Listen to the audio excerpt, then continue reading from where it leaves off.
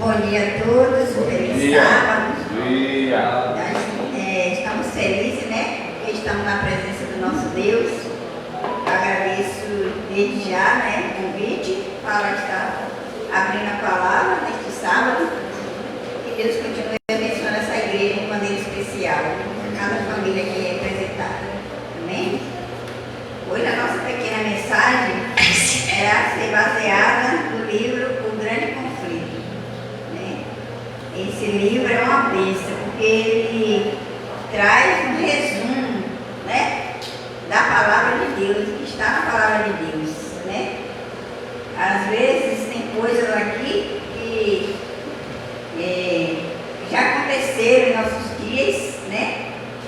E ainda está acontecendo. Então é muito importante que a gente leia esse livro, né? E nós possamos meditar também, né, na palavra do Senhor.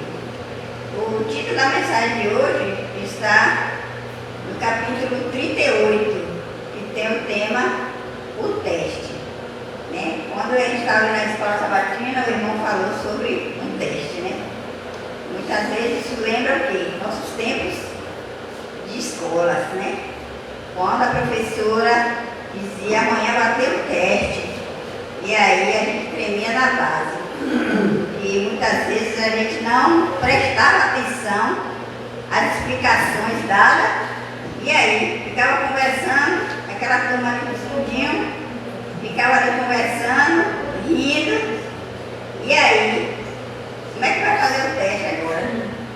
E aí? Aí quando chegava na hora do teste, o que é que acontecia? Olha, passa aí para nós, viu? Passa aí a pesquinha pra gente, levanta a prova, né? Já aconteceu muito isso, né? E aí, muitas vezes a gente era tomada até a prova, porque a professora tomava a nossa prova, porque a gente estava conversando, a gente estava pescando, a gente aqui fala pescando, mas tem outros lugares que fala colando, né?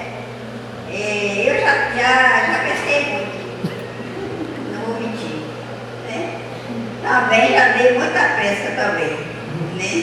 Eu tinha um colega que ele era usuário, ele morava no colégio, aí quando dizia que era teste, aí ele aparecia. Aí ele já sentava, eu sentava atrás, ele sentava na minha frente. Aí ele chegava e dizia, levanta a prova aí, viu?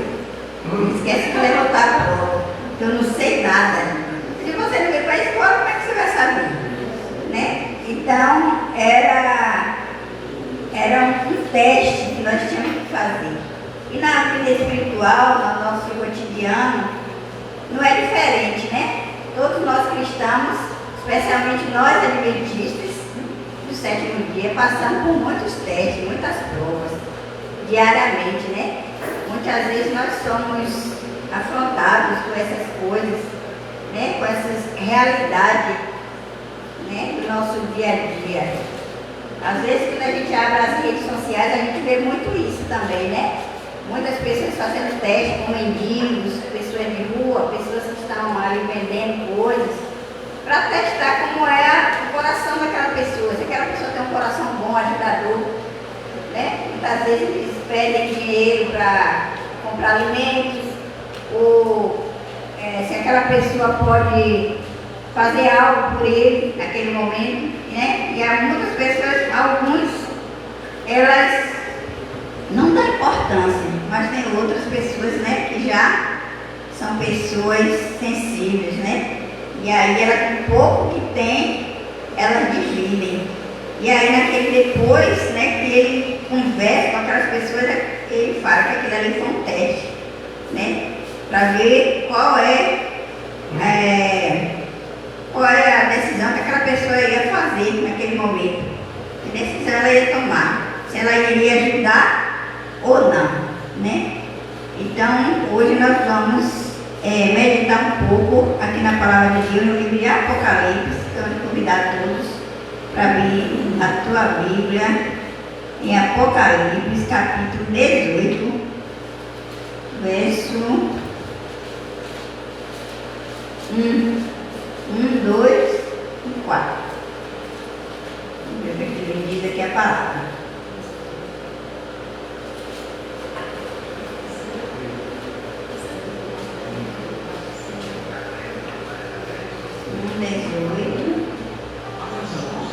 Ou 18, 1. Eu já estou confundindo tudo. Capítulo 18, verso 1, 2 e 4.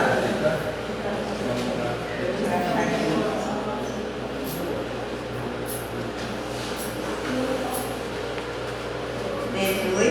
Amém? Amém.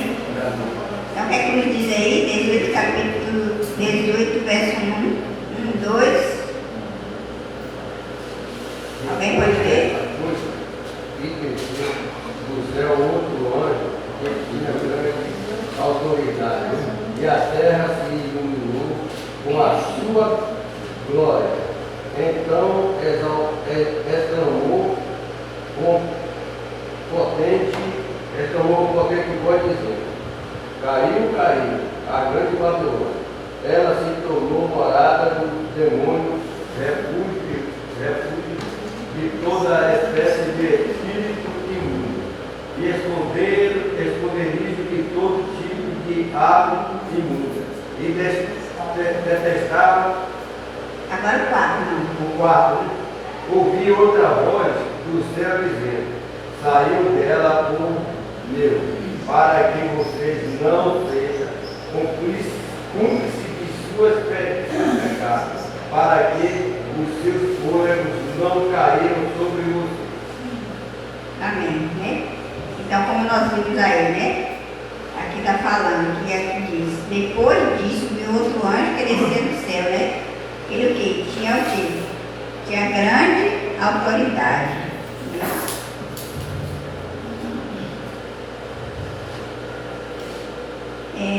Tinha grande autoridade. E ele disse que a terra foi iluminada, né, com o seu esplendor. E bradou com voz poderosa: caiu, caiu a grande Babilônia. Né? E aí ele começa a falar, né, que ela se tornou habitação de demônios. E o que a Bíblia está dizendo, né?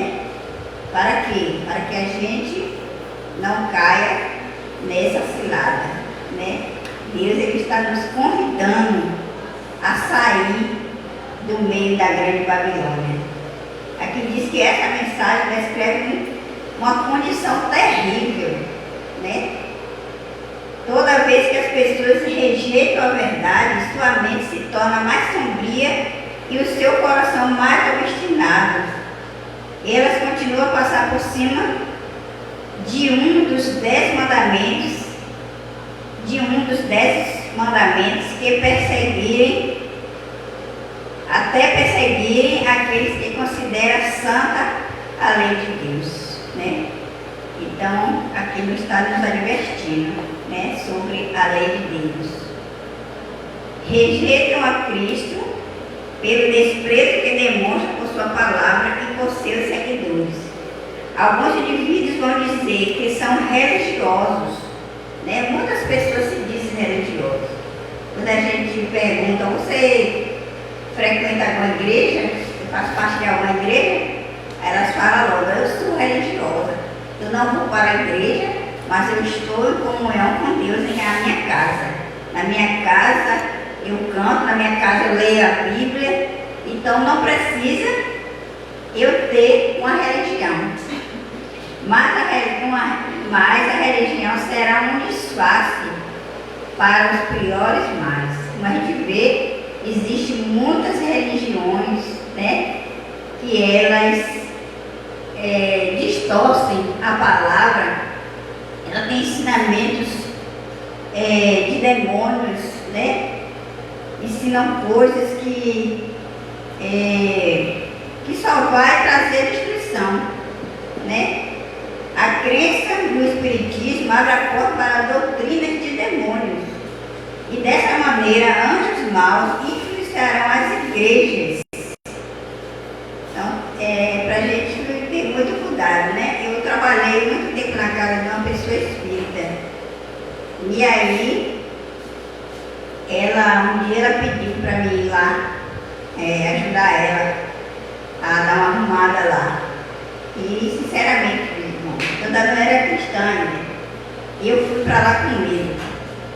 Quando eu cheguei lá, eu estava com uma mesa muito grande, branca. Aí eu disse, o que é que acontece aqui nessa mesa? Muitas pessoas aqui recebem os espíritos de luz. Ela fala que é espírito de luz, né? Mas na verdade era espírito de demônios.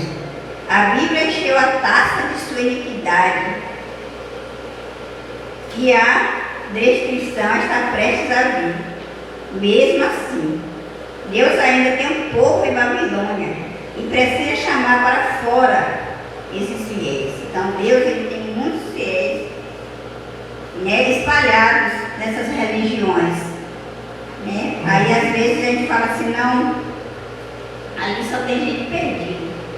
Não, Deus tem gente fiéis ali, Deus tem gente fiel na igreja católica, Deus tem gente fiéis no espiritismo, né? Em todos os lugares, né? Tem gente fiel a Deus. Então Deus está fazendo um convite, né? Chamando para fora essas pessoas para que não participem de seus pecados e não sejam atingidos por suas pragas. Nós sabemos que as pragas do Apocalipse irá acontecer. Algumas delas já estão acontecendo. Então, a gente precisa fazer esse convite para essas pessoas, né? Para que elas venham sair desses lugares. Por enquanto ainda está em tempo, a porta da graça ainda está aberta, né? Ainda tem oportunidade dessas pessoas saírem desse lugar. Aqui diz que o anjo desceu do céu iluminando a terra com a sua glória e anunciando os pecados de Babilônia. Então naquele momento o anjo, ele anunciou. Ele não teve medo de anunciar, ele não teve vergonha de anunciar. E muitas vezes a gente cristão, eu digo por mim, que às vezes a gente tem vergonha de falar para uma pessoa, um advogado, falar para um prefeito, falar para uma pessoa que tem situação financeira boa, né, que é uma pessoa famosa, né? Às vezes a gente tem esse medo, né? Mas não devemos ter medo. A Bíblia diz que nós não devemos ter medo. Nós devemos clamar, nós devemos falar nos quatro cantos do mundo, né?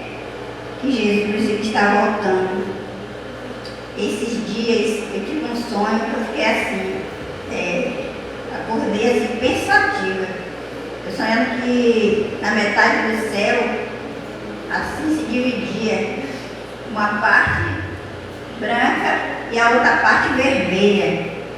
E naquela parte vermelha começava por baixo, aquilo caía assim, aqueles pedaços, tipo uns blocos caindo, aqueles blocos. Aí alguém dizia assim, isso é sinal da volta de Jesus. Jesus está voltando, né? E no sonho eu via uma pessoa que ela é muito minha amiga, né?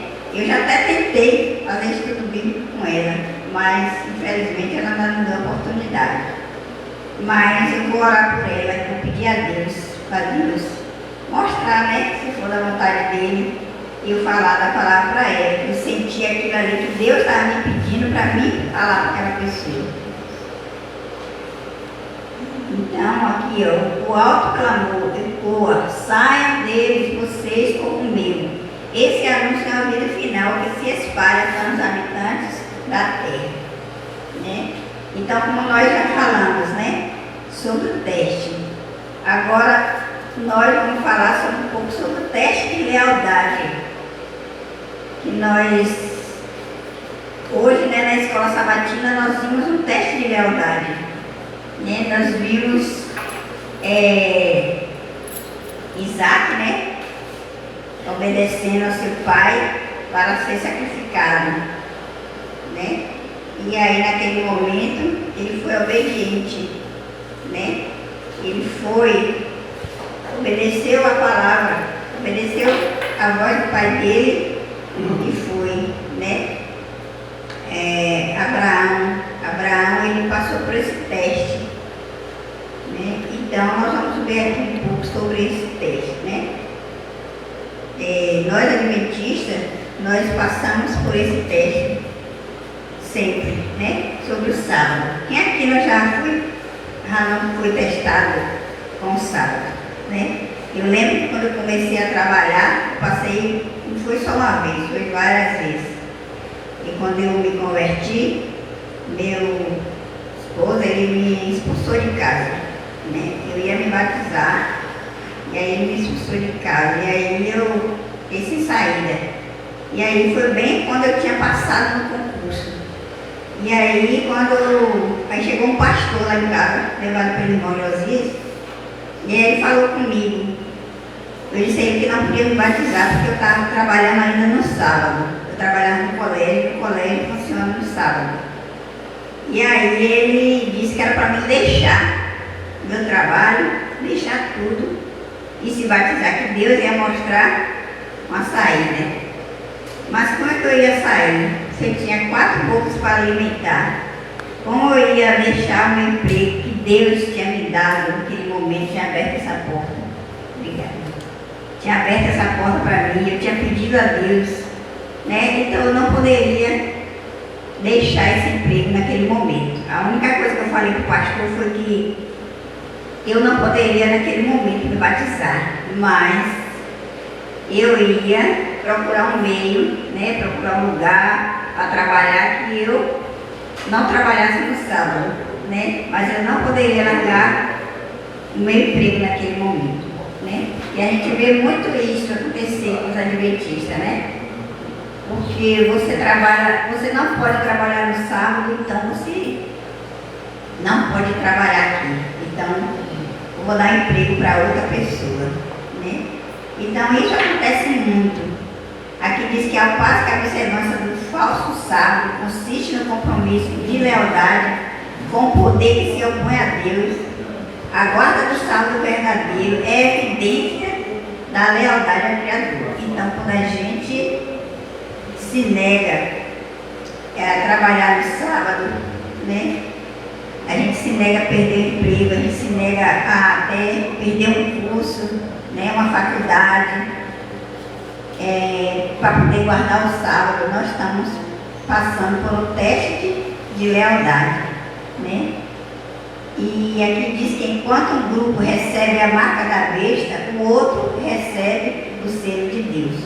Então, quando a gente rejeita a trabalhar no sábado, a gente aceita aguardar o mandamento de Deus, nós recebemos o selo de Deus, né? Muitos dizem que é ridículo e sem fundamento predizer que a intolerância religiosa obterá o controle que a igreja e o Estado perseguirão quem guarda os mandamentos de Deus. Então nós sabemos que nós iremos ser perseguidos, né? Muitos já estão sendo perseguidos. Mas o que a gente vai fazer? A gente vai recuar de maneira nenhuma, né? A gente sabe que isso é um teste de lealdade que nós iremos passar para realmente a gente receber a nossa coroa, né? Então a gente sabe que é difícil, né? Para um pai de família, vai chegar um dia que os pais de família nas empresas, eles vão ser chamados, né? Para poder guardar o domingo, né? Então, o que é que vai acontecer? Muitos pais de famílias, por amor a Deus, por lealdade a Deus, eles irão perder os seus empregos, né? Muitos jovens.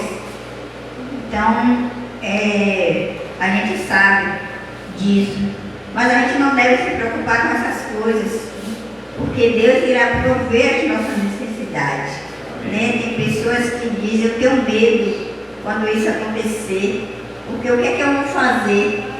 Eu tenho filhos pequenos, né? Eu não posso deixar de trabalhar, mas Deus irá prover o nosso sustento, não vai desamparar nós. Se Ele fez a lei, Ele pediu para nós guardar, irá estar conosco, né? A Bíblia diz que Deus ele diz que está conosco todos os dias, até a consumação do século. Então a gente não deve se preocupar com essas coisas. Em toda a geração, Deus tem servos seus para repreender o pecado no mundo e na igreja. Muitos reformadores começaram a sua obra determinadas a controlar fortemente seus ataques aos pecados da igreja e da nação. Então tem muita gente lutando, né? Muitos reformadores, como a gente já viu, né? Guilherme Miller, ele foi um dos que lutou muito, né? Pela reforma. Aqui diz que o Espírito de Deus tomou conta deles, sem temer as consequências. Não conseguiram se abster de pregar as doutrinas claras da Bíblia. Então, mesmo sendo perseguidos, né? Mesmo sendo açoitados, eles não temeram até a morte. Como nós vemos, muitos deles perderam até a vida, né? Por pregar o Evangelho, né? Os obreiros serão qualificados pela unção do Espírito, declarando a mensagem dada por Deus. Então, nós não devemos também nos preocupar com o que iremos falar naquele momento, porque Deus ele irá colocar palavra na nossa boca.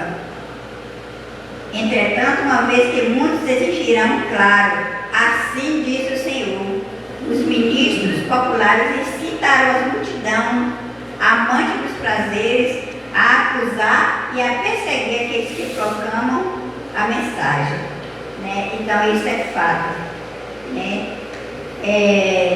Muitas pessoas irão nos confrontar, né?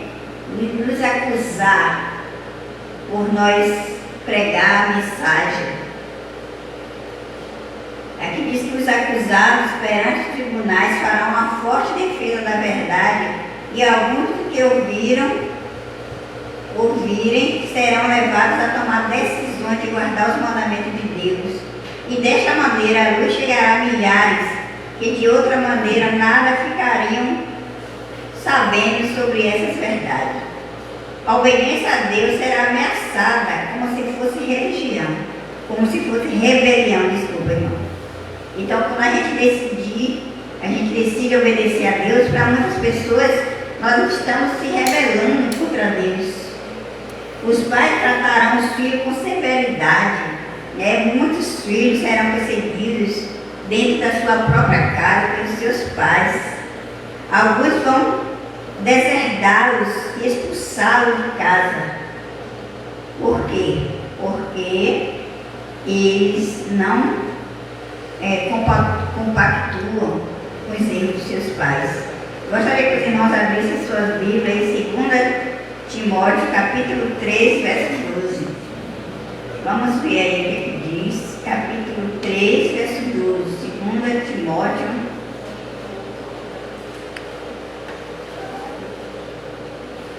Três, 12. 3:12. Amém. Pode ler, irmão? Ora, todos quantos querem viver piedosamente em Cristo Jesus serão perseguidos, mas homens perversos e impostores irão de mal a pior, enganando e sendo. Isso. Então, todos aqueles que querem viver piedosamente em Cristo serão perseguidos, né? Não importa que tipo de perseguição nós iremos passar, né? Mas nós iremos ser confrontados no nosso dia a dia. Aqui diz que quando os defensores da verdade se recusarem a honrar o domingo, alguns serão presos, outros exilados, outros tratados como escravos. Quando Deus retirar seu espírito da humanidade, coisas estranhas acontecerão. O coração é capaz de ser muito cruel quando o temor e o amor de Deus serão removidos, né? Então a Bíblia fala, né, que o amor de muitos se esfriará. E isso já está acontecendo. Isso aqui que a gente está lendo, isso aqui não é coisa que ainda irá acontecer, né? Muitas dessas coisas já estão acontecendo. acontecendo. Aqui diz que a tempestade se aproxima. É para a gente ter medo? Não, de modo nenhum, né? Aqui diz que à medida que a tempestade se aproxima, muitos que alegavam crer na mensagem, mas não havia se santificado por meio da obediência à verdade, abandonarão seus pontos de vista e se unirão à oposição. Olha só, né? Ontem eu estava vendo há um tempo, teve uma irmã que ela disse que ela era uma igreja que não guardava o sábado. Ela orou muito, pediu muito a Deus para que Deus mostrasse a ela, o Espírito Santo de Deus mostrasse a ela a verdade, né? O que aconteceu com aquela irmã? Foi muita oração, foi muita prova que ela passou. Quando ela comentou com seu esposo que iria guardar o sábado, teve uma briga dentro da sua casa. Aquele esposo, que ele se dizia cristão, ele se opôs contra a sua esposa, né? E aí ela não desistiu. Ela disse que os irmãos da igreja ficaram contra ela, algumas pessoas que se diziam ser suas amigas, chegadas, aquelas pessoas se afastaram dela. Por quê? Porque ela decidiu obedecer, né? E ao passar do tempo, ela começou a orar muito pelo seu esposo. E aí chegou um dia que ele chegou em casa e falou para ela, a partir de hoje eu irei guardar este dia também junto com você, né? Então naquele momento ela glorificou a Deus, porque o Espírito Santo naquele momento ele falou no coração dele, e aí eles saíram daquela denominação que eles frequentavam e foram à igreja adventista, né? E ela disse que foi luta, foi batalha, mas nós não estamos só nessa batalha, né? Nós temos Deus conosco para lutar, né, contra os ardis do inimigo. Amém. Glória a Deus. Né? Aqui diz que o servo do Senhor tem dado advertência, o Espírito de Deus impele. Não se preocupe com riqueza, com reputação, nem mesmo com a própria vida. A obra parece ser muito maior do que são capazes de realizar. Ainda assim, não se retratem, não desistam. Quando se sente impotente, recorra ao Todo-Poderoso em busca de força. Então, quando a gente se sentir sem força, recorra a Deus em oração, busque a Deus, busque o Espírito Santo de Deus, que Ele irá mostrar a saída, mostrar a solução. Aqui diz que enquanto Jesus permanecer como nosso intercessor no santuário celestial, os governantes e o povo sentirão a influência limitadora do Espírito Santo, ao passo que muitos de nossos governantes são agentes ativos de Satanás. Né? Como nós vemos, né, muitos governantes são usados por Satanás para perseguir o povo de Deus. Deus também tem seus agentes em meio aos líderes da nação. Uns poucos políticos tementes a Deus conseguirão conter a poderosa corrente do mal. A oposição dos inimigos, na verdade, será restringida para que a mensagem do terceiro anjo faça sua obra. Né? Então, não devemos se preocupar com nada. Por que nós iremos se preocupar? Né? Se nós temos Deus, nós temos Jesus, nós temos os anjos do Senhor, né? Eles se juntarão conosco naquele momento para nós vencer essa batalha. Amém? Aqui em Oséias fala um pouco sobre a chuva serôdia, né, que será derramada sobre a terra. Como nós vimos, essa chuva já está sendo derramada, né? Essa chuva ela já está acontecendo. Aqui fala do dia do Pentecostes, né? Que o Espírito Santo de Deus ele foi derramado, né? E aí naquele momento ali, o que aconteceu? Parece que não lembro direito quantas mil pessoas eles foram alcançados naquele momento, né? Então, nós não devemos se preocupar com essas coisas. A grande obra do Evangelho não terminará com menor demonstração do poder de Deus do que o seu princípio. Então, o poder de Deus ele não vai se diminuir, né?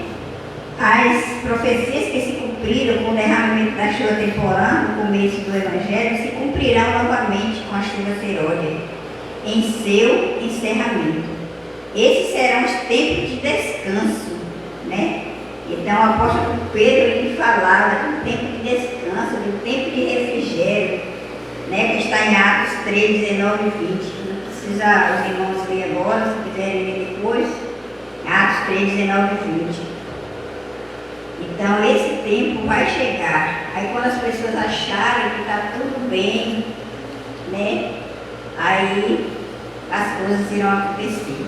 A mensagem terá sucesso não tanto por causa de argumento, mas pela convicção profunda do Espírito de Deus.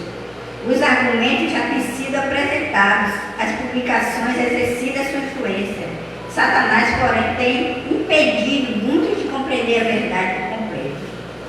Mas eles verão a verdade com toda clareza. Vínculos familiares, conexões com a igreja não terão poder para deter os filhos honestos de Deus. Amém? Amém. Então, se vocês quiserem ler aqui o capítulo 38 do Grande Conflito, vocês irão aprender mais, porque tem coisas aqui que eu pulei, né? Por causa do nosso tempo. Mas aqui está uma advertência para cada um de nós, né? Para a gente se preparar, né? Que esse dia irá acontecer. Nós iremos passar por esse teste, queira ser hoje ou amanhã, nós iremos ser confrontados com essas verdades. E aí, o que é que nós iremos fazer? Nós iremos recuar ou iremos prosseguir? Que Deus nos ajude, né? Que possamos ter fé suficiente para não recuar, né? Para enfrentar qualquer desafio que vier, tendo a certeza que nós não estamos sozinhos, né? O nosso Deus irá guerrear por cada um de nós. Amém? Então, que neste momento convido os irmãos, né? Ficarmos mais uma vez em pé e juntos cantarmos o louvor.